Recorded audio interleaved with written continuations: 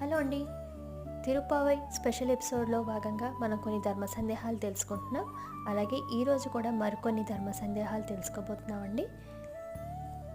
కాలం కలిసి రాకుండా దిక్కుతోచని స్థితి ఉన్నప్పుడు తిరుప్పావై 8వ పాసురాన్ని ప్రతిరోజు 11 సార్లు పారాయణం చేయాలని చెబుతారు.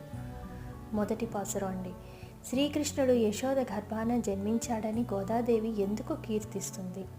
దేవకీ పుత్రుడని కీర్తిస్తే కంసుడికి తెలిసిపోతుందేమోనని అలాగా కీర్తిస్తుందండి. ధనుర్మాస వ్రతం పాటించేటప్పుడు చేయవలసిన పనులేవో చేయకూడని పనులేవో తిరుప్పావై ఎన్నో పాసురంలో చెప్పబడి ఉంది. 2వ పాసురం. తిరుప్పావై 3వ పాసురంలో దశావతారాల్లోని ఏ అవతారం గానం చేయబడి ఉంది? వామన అవతారం. నెలకు ఎన్ని వర్షాలు కురవాలని గోదాదేవి చెప్పింది? 3 వర్షాలు. రేపు మరికొన్ని తెలుసుకుందాం. Thank you.